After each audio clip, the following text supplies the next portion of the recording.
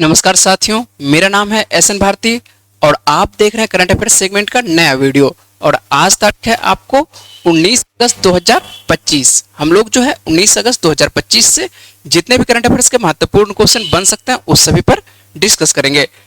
हम लोगों का जो मुख्य पृष्ठ पर देखने को मिल रहा है, क्या देखने को मिल रहा है कि सैपन इंटरनेशनल 2025 का खिताब किसके द्वारा जीता गया है और इस खिलाड़ी का क्या नाम है ना।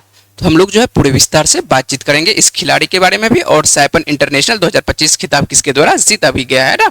और उसके बाद आइए देख लेते हैं, हम लोग डायरेक्ट आते हैं पहले क्वेश्चन से बातचीत कर लेते हैं कि पहला क्वेश्चन क्या है। और पहला क्वेश्चन जो आपको देखने को मिल रहा है ये आपको राज्यों से संदर्भित है। क्या है क्वेश्चन कि हाल ही में किस राज्य ने गणेशोत्सव को आधिकारिक तौर पर राज्य उत्सव घोषित कर दिया है। ये किस राज्य के द्वारा? तो महाराष्ट्र के द्वारा। महाराष्ट्र सरकार के द्वारा जो है गणेशोत्सव को जो है आधिकारिक तौर पर क्या घोषित कर दिया गया है, इसको जो है राज्य उत्सव घोषित कर दिया गया है।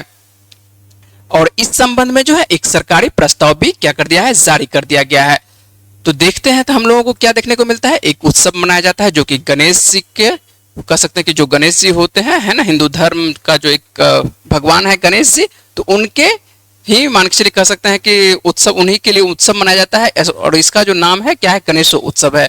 और ये आपको अधिकांश जो देखने को मिलता है किस राज्य में देखने को मिलता है, आपको गणेशोत्सव मनाते हुए महाराष्ट्र में। वैसे तो अब जो है पूरे भारत में मनाया जाता है, लेकिन इसकी शुरुआत कहाँ से होती है, तो शुरुआत जो है महाराष्ट्र से ही होती है। ऐसा नहीं कि ये बहुत पुराना पर्व नहीं है, ये पर्व जो है आपको अंग्रेजों के समय में दिखाई पड़ता है। और खास करके जो है बाल गंगाधर तिलक का नाम आप लोग हिस्ट्री में पढ़े होंगे, लोकमान्य बाल गंगाधर तिलक। क्या नाम पढ़े होंगे कि लोकमान्य बाल गंगाधर तिलक। और लोकमान्य बाल गंगाधर तिलक ने ही इस जो उत्सव है, इस पर्व को कह सकते हैं कि स्टार्ट किया था, है ना। किसके द्वारा? ये लोकमान्य बाल गंगाधर तिलक के द्वारा। और ये कब स्टार्ट किया गया था? तो 1893 ईस्वी में। 1893 में जो है ये आपको बहुत बार ये भी प्रश्न पूछा गया है कि आपको गणेश उत्सव जो है किसके द्वारा स्टार्ट किया गया। तो किसके द्वारा? तो आपको लोकमान्य बाल गंगाधर तिलक के द्वारा। और ये कब स्टार्ट किया गया था? तो 1893 ईस्वी में स्टार्ट किया गया था महाराष्ट्र में सार्वजनिक गणेश उत्सव, है ना। तो ये आपको ध्यान रखना है कि महाराष्ट्र में स्टार्ट किया गया था बाल गंगाधर तिलक के द्वारा। और कब? तो 1893 ईस्वी में। उस वक्त जो है कह सकते हैं कि अंग्रेजों के खिलाफ लोगों को भीड़ एकत्रित करने के लिए एक पर्व का मान के चले कि यहाँ पर जो है आपको देखने को मिल रहा है गणेश उत्सव देखने को मिल रहा है, शिवाजी उत्सव, ये से उत्सव स्टार्ट किया गया था आपको किसके द्वारा? तो बाल गंगाधर तिलक के द्वारा स्टार्ट किया गया था। तो वही पर्व जो है आप धीरे धीरे इतना प्रचलित कह सकते हैं कि इतना फेमस हो गया, प्रसिद्ध हो गया है कि अब जो है महाराष्ट्र को क्या करना पड़ा है, इसको राज्य उत्सव घोषित करना पड़ा है। किसको? तो गणेश उत्सव को। ठीक है, तो आपको ध्यान रखना है कि गणेश उत्सव जो है किस राज्य का कह सकते हैं कि आधिकारिक तौर पर राज्य उत्सव घोषित कर दिया गया, तो ये महाराष्ट्र को है, महाराष्ट्र सरकार के द्वारा। चलते हैं हम लोग अगले प्रश्न पर। अगला प्रश्न क्या है देख लेते हैं। और अगला प्रश्न जो आपको देखने को मिल रहा है कि हाल ही में किस अंतरिक्ष एजेंसी ने 2030 तक चंद्रमा पर परमाणु रिएक्टर स्थापित करने का लक्ष्य रखा है या लक्ष्य तय किया है? तो ये नासा के द्वारा, है ना। तो नासा के द्वारा क्या किया गया है? तो नासा के द्वारा जो है हाल ही में आपको रखा गया है क्या कि नासा के द्वारा अंतरिक्ष एजेंसी 2030 तक जो है चंद्रमा पर क्या किया जाएगा, परमाणु रिएक्टर स्थापित किया जाएगा। ठीक है, तो नासा 2030 तक चंद्रमा पर परमाणु रिएक्टर स्थापित करने का लक्ष्य रखा है। यह योजना जो है उनके आर्टेमिस कार्यक्रम का एक हिस्सा है, जिसका उद्देश्य क्या है? तो उद्देश्य है मून पर प्रवेश। जो उद्देश्य क्या है? मून पर प्रवेश की अस्थायी स्थापना करना है। मून पर क्या करना है? प्रवेश पर अस्थायी स्थापना करना है। और आप लोगों को मालूम होना चाहिए कि 2030 तक क्या होना चाहिए, 2030 तक जो है चंद्रमा पर 100 किलोवाट का क्या होगा, परमाणु रिएक्टर स्थापित इसका करने का लक्ष्य है। कितना? तो 100 किलोवाट का। क्यों ऐसा करने का मान चलिए कि लक्ष्य रखा गया है, तो आप लोगों को मालूम होना चाहिए, एक और बात मालूम होना चाहिए कि चंद्रमा पर क्या होती है, दिन रात जो होती है लगभग 4 सप्ताह तक रहता है। कितने दिनों तक रहता है? ये 4 सप्ताह तक रहता है, जिसमें आपको जो 2 सप्ताह देखने को मिलता है, तो 2 सप्ताह तक लगातार क्या होता है, सूर्य का प्रकाश रहता है। 2 सप्ताह तक लगातार क्या रहता है, तो सूर्य का प्रकाश लगातार बनी हुई रहती है ना। और 2 सप्ताह तक क्या होता है, पूर्ण अंधेरा रहता है। तो अंधकार माने चलिए कि 2 सप्ताह तक रहता है और 2 सप्ताह क्या रहता है, आपको पूर्ण तरह से क्या रहता है, सूर्य का प्रकाश रहता है। और इसी वजह से जो है लाया जा रहा है क्या, परमाणु रिएक्टर स्थापित करने का एक तरह से लक्ष्य रखा है। किसके द्वारा? तो ये नासा के द्वारा रखा है। तो कहां पर? नासा के द्वारा मान चलिए 2030 में परमाणु रिएक्टर स्थापित कर लिया जाएगा। तो ऐसा एक लक्ष्य रखा गया है कि चंद्रमा की सतह पर जो है 2030 में परमाणु रिएक्टर स्थापित कर लिया जाएगा, जिसमें कह सकते हैं कि 100 किलोवाट एक तरह से क्या चीज यहाँ पर जो देखने को मिल रहा है, 100 किलोवाट परमाणु रिएक्टर स्थापित होगी। ठीक है, तो ये आपको ध्यान रखना है। कौन सा प्रश्न ध्यान रखना है? ये प्रश्न जो मान चलिए कि नासा के द्वारा 2030 तक क्या चीज एक तरह से परमाणु रिएक्टर स्थापित किया जाएगा। समझ रहे हैं बात को? चलते हैं अगले प्रश्न पर बात कर लेते हैं कि अगला क्या प्रश्न है। अगला प्रश्न देख लेते हैं कि अगला प्रश्न यहाँ पर ध्यान से देखिए कि 2025 में है ना, क्या है 2025 में दुनिया का सबसे मूल्यवान फुटबॉल क्लब कौन बन गया है। यहाँ पर फुटबॉल से संदर्भित प्रश्न है और फुटबॉल में पूछा जा रहा है कि सबसे मूल्यवान मतलब सबसे कह सकते हैं कि अमीर कह सकते हैं कि सबसे अमीर। तो यहाँ पर देखने को मिल रहा है रियल मैड्रिड। रियल मैड्रिड जो है एक बार फिर जो है दुनिया की सबसे मूल्यवान फुटबॉल क्लब अपने नाम कर लिया है ना। और यह लगातार जो है चौथा साल है जब ये कह सकते हैं कि लगातार आपको चौथा साल है कि रियल मैड्रिड जो आपको फुटबॉल क्लब का सबसे मूल्यवान ये कंपनी बनी हुई है, ठीक ना। ये किसके अनुसार से? ये फोर्ब्स रैंकिंग एक निकालती है उसके अनुसार से। और वित्तीय प्रकाशन की बात कर सकते हैं कि नवीनतम रिपोर्ट के अनुसार से स्पेनिश दिग्गज रियल मैड्रिड अब मूल्य कितना हो चुका है इसका, अब जो है 6.75 अरब डॉलर है ना। तो ध्यान रखना है आपको 6.75 अरब डॉलर के साथ ये सबसे मूल्यवान कंपनी है। वहीं दूसरे स्थान पर यदि बात करें कि दूसरे स्थान पर कौन है तो आपको मैनचेस्टर यूनाइटेड है। कौन सा है? मैनचेस्टर यूनाइटेड है जो आपको 6.6 कह सकते हैं अरब डॉलर के साथ ये दूसरे स्थान पर है। तो रियल मैड्रिड क्या है? तो रियल मैड्रिड आपको प्रथम स्थान पर है। रियल मैड्रिड सबसे जो कह सकते हैं कि मूल्यवान कंपनी में क्या है, प्रथम स्थान पर है। और यूनाइटेड मैनचेस्टर जो आपको देखने को मिल रहा है, क्या देखने को मिल रहा है, वो दूसरे स्थान पर है। तो सबसे आपको सबसे पूछा जा सकता है कि सबसे ऐसा फुटबॉल क्लब में सबसे मान के चलिए कि मूल्यवान कंपनी कौन कह सकते हैं कि आप मूल्यवान आपको कौन सा क्लब है। तो कौन सा क्लब आपको देखने को मिल रहा है? तो आपको देखने को मिल रहा है कौन सा, आपको रियल मैड्रिड देखने को मिल रहा है। समझ रहे हैं बात को? चलिए अगले प्रश्न पर बात करते हैं कि अगला क्या प्रश्न है। और अगला जो प्रश्न आपको देखने को मिल रहा है, इसरो और मुस्कान फाउंडेशन ने ग्रामीण छात्रों में विज्ञान शिक्षा को बढ़ावा देने के लिए किस राज्य में एक अंतरिक्ष प्रयोगशाला स्थापित किया है। ये किसके द्वारा? तो अरुणाचल प्रदेश में। किस राज्य में? तो अरुणाचल प्रदेश में। किसके द्वारा? तो इसरो और मुस्कान फाउंडेशन है ना। ध्यान रखेंगे इसरो और कौन सा, तो ये मुस्कान फाउंडेशन। और मुस्कान फाउंडेशन ने क्या किया है, ग्रामीण छात्रों में विज्ञान शिक्षा को बढ़ावा देने के लिए जो है अरुणाचल प्रदेश में जो है एक अंतरिक्ष प्रयोगशाला की क्या किया है, स्थापना किया है। तो आपको ध्यान रखना है इस प्रश्न को। और अरुणाचल प्रदेश की यदि बात करें कि अरुणाचल प्रदेश के शिक्षा मंत्री वर्तमान में कौन है, तो यहाँ पर जो शिक्षा मंत्री आपको देख रहे हैं पासंग दोरजी सोना है। इसी के द्वारा जो है सियोमी जिले में, कौन से जिले में, तो सियोमी जिले में जो है मेचुका में आपको अत्याधुनिक अंतरिक्ष प्रयोगशाला का क्या किया है, उद्घाटन किया है। तो भारतीय अंतरिक्ष अनुसंधान संगठन जिसको कि हम लोग इसरो के नाम से जानते हैं, और कौन सा, मुस्कान फाउंडेशन के सहयोग से मेचुका में सरकारी उच्चतर माध्यमिक विद्यालय में यह स्थापित प्रयोगशाला। और इसका उद्देश्य क्या है, उद्देश्य छात्रों को अंतरिक्ष विज्ञान और प्रौद्योगिकी में व्यवहारिक कह सकते हैं कि अनुभव प्रदान करना, और युवाओं को कह सकते हैं कि जिज्ञासा, नवाचार और वैज्ञानिक सोच को क्या करना है, बढ़ावा देना है। समझ रहे हैं बात को? और इसका मान चलिए कि सीधी सी बात है, इसका मान चलिए किसके द्वारा उद्घाटन किया गया, तो शिक्षा मंत्री पासंग दोरजी सोना के द्वारा इसका उद्घाटन किया गया। कहां पर, तो ये अरुणाचल प्रदेश में है ना। कौन से जिले में, तो सियोमी जिले में। और उसके बाद ये मेचुका में, ध्यान रखना है कि सियोमी जिले के मेचुका में, ठीक है। चलते हैं अगले प्रश्न पर।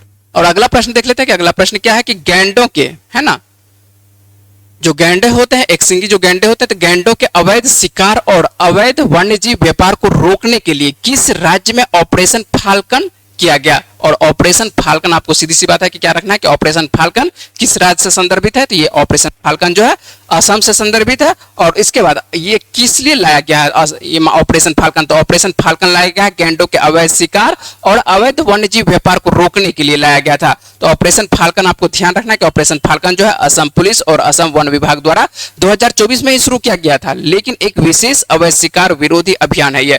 और इसका उद्देश्य क्या है, लुप्त प्राय एक सिंग वाले गैंडों की हत्या को रोकना और अवैध वन्यजीव व्यापार पर नकल कसना है, ठीक है। और अभियान के कह सकते हैं कि 2025 तक सकारात्मक परिणाम सामने आए हैं और अब तक कह सकते हैं कि एक भी गैंडे की मौत की सूचना नहीं मिली है। और यह जो है किसके द्वारा, तो ये पुलिस और मान के वन अधिकारियों की क्षमताओं के साथ कह सकते हैं एक संयुक्त प्रयास है। और ये क्या करते हैं, शिकारियों जो मान के चलिए कि जो शिकारी सब होते हैं, जो मान के चलिए एक सिंगी गैंडे का शिकार करते हैं या किसी भी वन्य जीव का शिकार करते हैं, उसके बारे में ये क्या करते हैं, पता करते हैं। और उसके बाद यदि उनको पता चलता है कि ये एक सिंगी गैंडे का क्या कर रहे हैं, एक तरह से अवैध शिकार कर रहे हैं, तो उनको क्या करते हैं, गिरफ्तार करते हैं ना।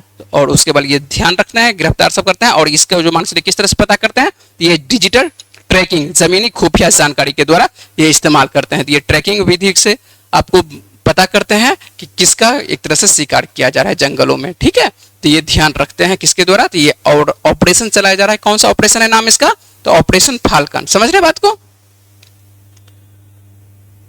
ये जो आपको दिखाई पड़ रहा है ना, एक सिंगी गेंडे जो दिखाई पड़ रहा है, तो ये एक सिंगी गेंडे आप देखे भी होंगे, है ना, पटना चिड़ियाघर में भी आपको देखने को मिल रहा होगा। और इसी तरह से मान के चलिए इसका संरक्षण किया जाता है, ठीक है। ये सब मान के चलिए ध्यान रखना है। चलते हैं अगले प्रश्न पर। क्या है अगला प्रश्न, देखते हैं कि न्यूम बेओ है, ठीक है। न्यूम बेओ सुरक्षा सूचकांक 2025 के अनुसार से भारत का सबसे सुरक्षित शहर कौन सा है? तो सबसे सुरक्षित शहर यदि बात करें कि भारत का सबसे सुरक्षित शहर कौन सा है, तो मैंगलोर शहर है ना। मंगलोर, वैसे आप मंगलोर भी लिखते हैं, या हम लोग यहाँ क्या लिखे हुए हैं, मैंगलोर लिखे हुए हैं। तो मैंगलोर जो आपको देखने को मिल रहा है, कहाँ पर देखने को मिल रहा है, कर्नाटक में देखने को मिल रहा है। और कर्नाटक में यदि बात करते हैं, ये सबसे सुरक्षित शहर है। कौन सा सुरक्षित है?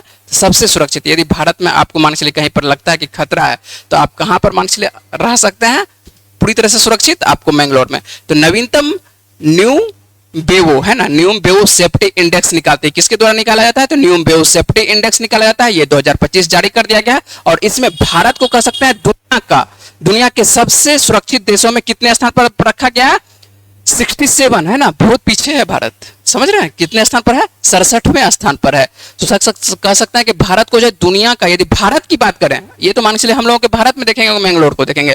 यदि देखेंगे मान के चलिए क्या देखते हैं कि पूरे दुनिया की यदि बात करें, और पूरे दुनिया में देखते हैं कि सबसे सुरक्षित शहर कौन सा है, वो भी बात करेंगे। लेकिन भारत का स्थान क्या है? तो भारत का स्थान क्या है? 67वें स्थान पर है।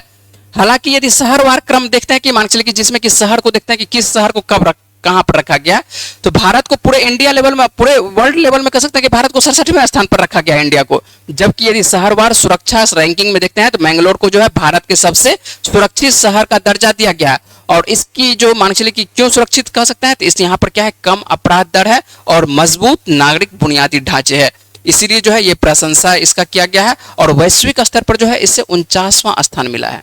किसको? ये 49वां स्थान जो देखने को मिल रहा है, किसको देखने को मिल रहा है? ये 49वां स्थान आपको मैंगलोर को देखने को मिल रहा है, मंगलोर को देखने को मिल रहा है ना। मंगलोर शहर को जो है 49वां वैश्विक मान चलिए क्रम में इसको 49वां है। भारत का यदि क्रम लेते हैं, तो भारत का क्रम आपको कितना है? 67वां है। यदि बात करें कि प्रथम स्थान पर, ऐसा पूरे वर्ल्ड में कौन सा स्थान है जहां पर एकदम किसी प्रकार का कोई मारपीट नहीं है, एकदम सुरक्षित रह सकते हैं, है ना, किसी प्रकार का कोई अपराध नहीं है, रोड पर रात में भी घूम रही है, दिन में भी घूमिए, किसी प्रकार का कोई अपराध नहीं किया जाएगा, ठीक है। वो कौन सा देश है पूरे वर्ल्ड में? तो आपको है संयुक्त अरब अमीरात। नंबर 1 पर कौन सा देश है? संयुक्त अरब अमीरात। और इसी की जो राजधानी है अबू धाबी, क्या है इसकी राजधानी? संयुक्त अरब अमीरात की जो राजधानी है अबू धाबी, ये क्या है? नंबर 1 पर है ना, पूरे वर्ल्ड में नंबर 1 पर, सबसे नंबर 1 पर कौन सा शहर है? तो अबू धाबी है। वर्ल्ड में भी लेते हैं शहर, देश भी लेते हैं, तो देश में भी कौन सा आ जाएगा? आपको संयुक्त अरब अमीरात आ जाएगा दूसरे स्थान पर। इसी का शहर है कौन सा? आप नाम सुने होंगे, दुबई का, ठीक है। तो दुबई दूसरे स्थान पर है, प्रथम स्थान पर अबू धाबी, इसी की राजधानी अबू धाबी है। तो आपको याद रखना है कि प्रथम स्थान पर कौन सा है सुरक्षित क्रम में? तो आपको अबू धाबी देश में, और भारत किस स्थान पर? तो 67वें स्थान पर। यदि मान के चलिए शहर क्रम लेते हैं, तो शहर में मान के चलिए कौन सा क्रम? तो शहर में सबसे नंबर 1 पर कौन सा क्रम है? आपको अबू धाबी है। और उसके बाद यदि बात करें कि भारत का कौन सा शहर, अब मान के चलिए कि पूरे वर्ल्ड में एक तरह से कह सकते हैं कि क्या 49वें, पूरे वर्ल्ड में 49वें स्थान पर, लेकिन 49वें स्थान पर पूरे वर्ल्ड में है, तो भारत का स्वाभाविक बात है कि नंबर 1 स्थान हो जाएगा। ये आपको देखने को मिल रहा है, कौन सा शहर देखने को मिल रहा है? मैंगलोर देखने को मिल रहा है ना। तो मंगलोर आपको है कहां पर? मंगलोर कर्नाटक में है। ये जो आपको चित्र लिया गया है, ये कहां का? ये अबू धाबी का ये आपको इमेज है ना। तो ये ध्यान रखना है कि सबसे सुरक्षित आपको पूरे वर्ल्ड में कौन सा शहर आपको देखने को मिल रहा है? अबू धाबी देखने को मिल रहा है। समझ रहे बात को? चलिए अगले प्रश्न पे बात करते हैं। 12वीं पुरुष एशिया कप का हॉकी चैंपियनशिप के शुभंकर का क्या नाम है, जिसे हाल ही में लॉन्च किया गया है? तो इसका नाम रखा गया है चांद। क्या नाम रखा गया है? चांद। अच्छे से प्रश्न को देखेंगे, और बिहार संदर्भित है, तो जो बिहार वाला प्रश्न आपको आएगा बिहार राज्य से, उसमें और अच्छे से इस प्रश्न को पूछा जा सकता है। तो ध्यान रखिएगा, 12वीं पुरुष एशिया कप हॉकी जो है चैंपियनशिप का शुभंकर लॉन्च कर दिया गया है। और इसको क्या नाम रखा गया? इसका क्या नाम रखा गया? चांद नाम रखा गया है। और इस बार जो है 12वीं पुरुष एशिया हॉकी कप कहां पर इसका आयोजन होने वाला है, यह भी प्रश्न पूछा जा सकता है। तो इसका आयोजन कहां पर होने वाला है? तो राजगीर में। तो राजगीर खेल परिसर में जो है आपको 29 अगस्त से लेकर 7 सितंबर तक, आने वाले दिनों में 29 अगस्त है ना। मेजर ध्यानचंद का आपको देखने को मिलता है जन्म दिवस भी है, तो आपको यहीं पर 29 अगस्त से स्टार्ट हो रहा है, 7 सितंबर तक चलने वाला है, और 2025 का पुरुष एशिया हॉकी कप बिहार में आयोजित इसका आयोजन किया जाएगा। और इसका नाम क्या है, हीरो एशिया कप 2025। क्या नाम है, हीरो एशिया कप 2025। ये आपको सीरीज का नाम है कि हीरो एशिया कप 2025, और इसी का शुभंकर लॉन्च किया गया है। इसका शुभंकर को क्या नाम रखा गया है, शुभंकर आपको ध्यान रखना है, शुभंकर पूछा जाता है, ठीक है। शुभंकर क्या है, चांद है, जो भारत के राष्ट्रीय पशु बाघ से ये क्या है, प्रेरित है, जो साहस, स्फूर्ति और कौशल का ये प्रतीक है। और इसका लाल लब्दा जो है शक्ति और उत्साह को दर्शाता है, जबकि जादूगर की जो टोपी है, आपको ये जादूगर का जो टोपी आपको देखने को मिलता है, ये क्या है, जादूगर मेजर ध्यानचंद के श्रद्धांजलि को अर्पित करती है। और चांद का नाम जो है मेजर ध्यानचंद से प्रेरित है, जिन्होंने चांदनी रातों में अभ्यास कर हॉकी में इतिहास रचा है। और यह शुभंकर जो है बिहार के वाल्मीकि टाइगर रिजर्व से क्या है, बाघ से प्रेरणा लेती है। आइए हम लोग इमेज के साथ एक बार देखते हैं, है ना। ये देख रहे हैं, ये जो आपको बाघ देखने को मिल रहा है, इसका क्या नाम रखा गया, सबसे पहले नाम देखेंगे, इसका नाम रखा गया है चांद, नाम रखा गया। क्या नाम रखा गया है, चांद नाम रखा गया। एक एक बातों पर, अब एक एक शब्दों पर बात करते हैं। इसका जो लाल लब्दा है, ये जो लाल लब्दा आपको देखने को मिल रहा है, ये लाल लब्दा जो देखने को मिल रहा है, ये क्या है, शक्ति का प्रतीक है। ये जो लाल लब्दा आपको देखने को मिल रहा है, ये क्या है, ये शक्ति का प्रतीक है, ठीक है। बाजू का सकता है जो आपको देखने को मिल रहा है, यहाँ पर जो लाल लब्दा देखने को मिल रहा है, इसका जो क्या है, शक्ति का प्रतीक देखने को मिल रहा है, ठीक ना। उसके बाद यदि बात करते हैं कि आपको यहाँ पर लिखा हुआ है जादूगर की टोपी, तो ये मेजर ध्यानचंद के कह सकते हैं कि श्रद्धांजलि अर्पित करता है। तो ये जो जादूगर का जो आपको टोपी देखने को मिल रहा है, इस पे जो पहनाया गया है टोपी, ये क्या कर सकता है, आपको मेजर ध्यानचंद को ये क्या कर रहा है, एक तरह से श्रद्धांजलि अर्पित कर रहा है। उसके बाद यदि बात करें यहीं पर, तो आपको दिया हुआ है, क्या दिया हुआ है कि ये जो आपको क्या है, बाघों से ये क्या लेता है, प्रेरणा लेता है ना। तो बाघों से प्रेरणा लेता है, और कौन से, वाल्मीकि टाइगर रिजर्व से। इसलिए जो इसका मान चलिए कि जो शरीर रखा गया किस तरह से आपको देखने को मिल रहा है, बाघों की तरह शरीर है। और ये कहां से, वाल्मीकि टाइगर रिजर्व से, है ना। जो कहां पर देखें, वाल्मीकि टाइगर रिजर्व कहां पर है, पश्चिम चंपारण में, ठीक है, पश्चिमी चंपारण में आपको देखने को मिलता है। ये हम लोगों के पास तो बिहार में एक ही मान चलिए कि आपको देखने को मिलता है टाइगर रिजर्व, देखने को अभी वर्तमान में एक ही टाइगर रिजर्व है ना। तो आपको देखने को मिल रहा है कहां पर, ये वाल्मीकि टाइगर रिजर्व से इसका मान चलिए एक तरह से इमेज लगा। और क्या नाम है, हीरो एशिया कप 2025, जो कहां पर होने वाला है, तो ये राजगीर में होने वाला है, ठीक है। और कब, सीरीज 12वीं आपको पुरुष हॉकी कप है, ठीक है। तो ये ध्यान रखना है, अच्छे से ध्यान रखना है। बिहार से राज्य से है, तो बिहार राज्य से जैसे ही है, आपको और भी अच्छे तरह से इस प्रश्न को कवर करके रखना है। समझ गए बात को। किसी प्रकार का कोई भी प्रश्न पूछना हो तो आप कमेंट बॉक्स में पूछ सकते हैं। चलते हैं अगले प्रश्न पर बात करते हैं कि अगला क्या प्रश्न है। नेक्स्ट प्रश्न देख लेते हैं कि भारत और श्रीलंका के वार्षिक द्विपक्षीय, आपको जो द्विपक्षीय समुद्री अभ्यास है सिलिंग्स, और कौन सा संस्करण क्या कहते हैं, श्रीलंका में आयोजित किया गया। इस बार जो है सिलिंग्स का मान चले कि आयोजन कहां पर हुआ है, श्रीलंका में हुआ। और इसका इस बार जो सीरीज है कौन सा है, 12वां सीरीज है, ठीक है। तो 12वां सीरीज आपको कहां पर इसका आयोजन किया गया, श्रीलंका में आयोजन किया गया। और ये भारत से, आपको प्रश्न क्या पूछा जाता है, सिलिंग्स अभ्यास जो है किन दो देशों के बीच में होती है। तो सिलिंग अभ्यास जो है भारत और किसमें, श्रीलंका के बीच में होती है। तो सबसे प्रश्न किसी भी तरह से पूछा जा सकता है कि आपको भारत और श्रीलंका के मानचिल के जो बीच में समुद्री अभ्यास होती है, उसका क्या नाम है, तो सिलिंग्स नाम है। और आयोजन का सीरीज यदि पूछे तो आयोजन का सीरीज क्या है, 12वां सीरीज है। तो प्रश्न किसी भी तरह से घुमाए तो आपको याद रखना है, श्रीलंका, भारत और नौसैनिक अभ्यास, इसका मान चलिए 12वां सीरीज किया गया है। और इसका क्या नाम है, सिलिंग्स 2025। ये जो 25 लिखा हुआ है इसलिए 25 लिखा हुआ है, 2025 ये लिखा हुआ है। सिलिंग्स 2025 का कह सकते हैं कि समुद्री चरण कहां पर, तो ये आपको कोलंबो के पश्चिमी जल क्षेत्र में इसका आयोजन किया गया। और भारतीय नौसेना के जो 2 जहाज इसमें सम्मिलित हुए, भारतीय नौसेना के कौन से जहाज, तो बेरेका और टैंकर INS आपको ज्योति शामिल होती है, और उसके बाद विध्वंसक INS राणा। तो एक नाम लड़का से संदर्भित है और एक नाम लड़की संदर्भित है, तो ज्योति राणा, ठीक है, याद रखिएगा। जो भारत की तरफ से इसमें शामिल होता है, श्रीलंका की तरफ से SLNS आपको विजय बाहु और SLNS आपको श्यूरा इसमें सम्मिलित होता है। 2 मार्क चले आपको विजय बाहु और श्यूरा आपको श्रीलंका की तरफ से, जबकि हम लोगों की तरफ से, भारत की तरफ से ज्योति और राणा शामिल होता है। और जैसे ही नाम आता है श्रीलंका का, श्रीलंका की राजधानी क्या है, तो श्रीलंका की राजधानी, 2 राजधानी आपको देखने को मिलेगा, जयवर्धनपुर कोट्टे देखने को मिलता है जो कि इसकी विधायी राजधानी है, जबकि कोलंबो जो आपको कार्यकारी और न्यायिक राजधानी है। यदि मुद्रा की बात करें, मुद्रा यहाँ पर भी रुपया ही चलता है। श्रीलंका की यदि बात करें कि श्रीलंका के वर्तमान में राष्ट्रपति कौन है, तो अनुरा कुमारा दिसानायके हैं। कौन है, अनुरा कुमारा दिसानायके हैं। और उसके बाद यदि बात करें प्रधानमंत्री कौन है, तो यहाँ पर हरिणी अमरसूरिया है, ठीक है। ये आपको ध्यान रखना है। पड़ोसी मान चलिए हम लोगों के अंतर्गत आता है, तो पड़ोसी के अंतर्गत आता है, तो हम लोगों को इसके बारे में भी अच्छे से कवर कर रखना चाहिए, ठीक है। तो ध्यान रखिएगा, मान के चलिए कि सिलिंग्स अभ्यास किसके साथ किया गया और ये किन 2 देशों के बीच में होता है और इसका सीरीज क्या है, सभी आपको बता चुके हैं। तो ये आपको प्रश्न को अच्छे से कवर करके ध्यान करके रखना है। चलें अगले प्रश्न पर। और अगला प्रश्न जो आपको देखने को मिल रहा है, क्या देखने को मिल रहा है, हाल ही में आयोजित सैपन इंटरनेशनल 2025 का खिताब किसने जीता है? ये तान्या हेमंत के द्वारा जीता गया है। और यही प्रश्न आपको जो है मुख्य पृष्ठ पर देखने को मिला था, ठीक है। तो क्या था प्रश्न कि हाल ही में आयोजित सैपन आपको इंटरनेशनल 2025 का खिताब किसके द्वारा जीता गया है? ये तान्या हेमंत के द्वारा जीता गया है। भारत की ये तान्या हेमंत कहां की रहने वाली है? तो ये भारत की रहने वाली, भारत की तान्या हेमंत जो है सैपन इंटरनेशनल बैडमिंटन प्रतियोगिता का महिला सिंगल्स का खिताब जीता है। और यह प्रतियोगिता कहां पर हुआ था? ये उत्तरी आपको मरियाना द्वीप समूह में हुआ था। और फाइनल में तान्या जो है जापान की कनाए सकाई को क्या करती है? पराजित करती है। किसको? जापान की कनाए सकाई को पराजित करती है। किसके द्वारा? ये तान्या के द्वारा। और तान्या जो है कहां की रहने वाली है? तो तान्या हेमंत जो है अपने भारत की रहने वाली है।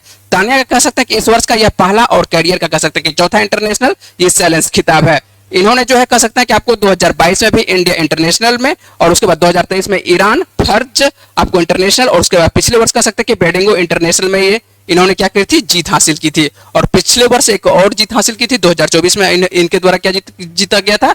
आपको अजरबैजान इंटरनेशनल नहीं सॉरी, यहाँ पर अजरबैजान में उप विजेता रहती है, ठीक है। यहाँ पर क्या रहती है? अजरबैजान में उप विजेता रहती है। आपको ध्यान रखना है 4 ही जीतती है। क्या क्या जीतती है? एक बार फिर से बात कर लेते हैं कि तान्या 2022 में कह सकते हैं कि आपको इंटरनेशनल इंडिया इंटरनेशनल 2023 एक हुआ, आपको ईरान फर्ज इंटरनेशनल आपको 2 हुआ, और उसके बाद बैडिंगो आपको ये जीती है। और ये आपको देखने को मिल रहा है चौथा कौन सा देखने को मिल रहा है? तो ये सैपन इंटरनेशनल 2025 देखने को मिल रहा है ना। तो सैपन जो देखने को मिल रहा है इसी वर्ष जीत रही है। तो आपको इसको लगा के 4 खिताब होता है, ठीक है। ये जो आपको देखने को मिल रहा है यही कौन है? आपको ये तान्या हेमंत है। और इन्हीं के द्वारा कह सकते हैं कि सैपन इंटरनेशनल खिताब 2025 का अवार्ड इनके द्वारा जीता जाता है। ये किस खेल से संदर्भित है? तो ये आपको बैडमिंटन। ये कौन सा खेल खेलती है? तो बैडमिंटन। आप लोगों को ये भी पूछा जा सकता है कि तान्या हेमंत किस खेल से संदर्भित है? तो ये आपको बैडमिंटन से संदर्भित है ना। चलते हैं अगले प्रश्न पर बात कर लेते हैं। Indian film festival of Melbourne 2025 में सर्वश्रेष्ठ फिल्म पुरस्कार किसने जीता है? ये किस फिल्म को मिला है? तो सर्वश्रेष्ठ का आपको होम बाउंड को मिला है। फिल्म निर्माता नीरज घेवान है। इनके मनशिल के निर्माता कौन है? तो आपको फिल्म निर्माता आपको नीरज घेवान है। इन्हीं का फिल्म जो है होम बाउंड इस बार जो है Indian film festival of Melbourne, जिसको कि हम लोग शॉर्ट में IMF कह सकते हैं FFM के नाम से इनको जानते हैं, ठीक है। IFFM के नाम से जानते हैं। 2025 का पुरस्कार किसके द्वारा जीता जाता है? ये कौन सा फिल्म? तो ये आपको होम बाउंड के द्वारा। ध्यान रखिए होम बाउंड क्या जीतता है? आपको इंडियन फिल्म फेस्टिवल ऑफ आपको मेलबर्न इसके द्वारा जीता जाता है ना। और इसके निर्माता कौन है? तो ये नीरज घेवान है। ध्यान रखना है नीरज घेवान को, ठीक है।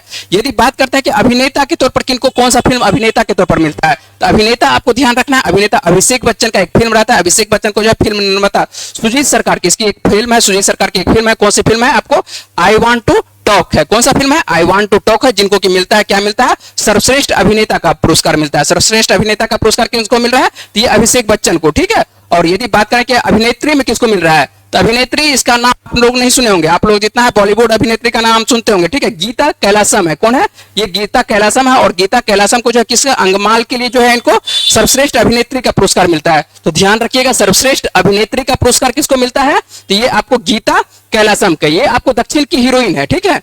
ये जो आपको तमिल हीरोइन है गीता कैलासम, ये आपको तमिल हीरोइन है। और तमिल फिल्म आपको जो देखने को मिल रहा है अंगमाल, अंगुलीमाल नहीं है, ध्यान रखना है। ये क्या है? अंगमाल है। इसको तमिल में अंगमाल बोलते हैं। और उसके बाद इसी को जो है अभिनेत्री कौन है? सर्वश्रेष्ठ अभिनेत्री गीता कैलासम। इनको कह सकते हैं कि आपको क्या चाहिए?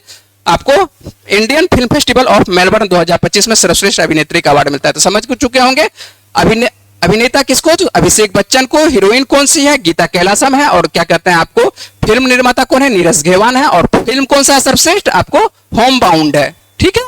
तो आपको ये ध्यान रखना है।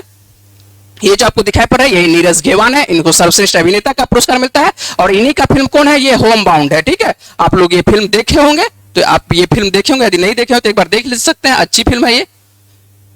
चलते हैं अगले। चलिए यहीं तक हम लोग रखते हैं करंट अफेयर्स का सेगमेंट, यहां तक रखते हैं। हम लोग जो आप लोगों से पूछते हैं पिछले वीडियो का क्या प्रश्न है, सही आंसर क्या होता है, उसके बारे में देख लेते हैं एक बार, ठीक है। चलिए देख लेते हैं, जल्दी से देख लेते हैं कि इसका सही आंसर क्या है। क्या प्रश्न पूछे थे आप लोगों से? और आप लोगों से प्रश्न पूछे थे क्या हाल ही में किस राज्य में टाटो 2 नामक जल विद्युत परियोजना को मंजूरी दी गई है? तो इसका सही आंसर कहां पर होगा? ये आंसर होगा आपको अरुणाचल प्रदेश होगा, है ना। अरुणाचल प्रदेश में सियोमिस जिला के बारे में आज भी बात किए थे, और पिछले दिनों भी आपको सियोमिस जिला के बारे में बात किए थे। सियोमिस जिला में ही आपको टाटो 2 नामक जल विद्युत परियोजना स्टार्ट किया गया था। इसका सही आंसर क्या होगा? आपको अरुणाचल प्रदेश होगा। चलते हैं हम लोग देख लेते हैं आज का क्या प्रश्न है। चलिए आज का प्रश्न जल्दी से देख लेते हैं। क्या है कि निम्न में से निम्न में से पूछा जा रहा है निम्न में से क्या कहते हैं। चलिए यहाँ पर थोड़ा सा सुधार कर लीजिएगा, निम्न में से कौन सा शहर कर दीजिएगा।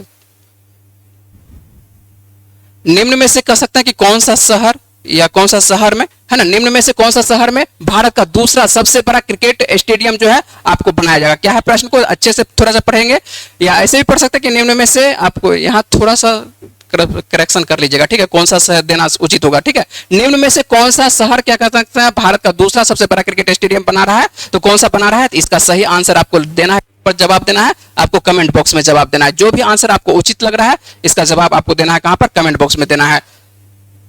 यदि आपको वीडियो अच्छा लग रहा है तो वीडियो को क्या करना है, लाइक करना है, चैनल को क्या करना है, सब्सक्राइब करना है।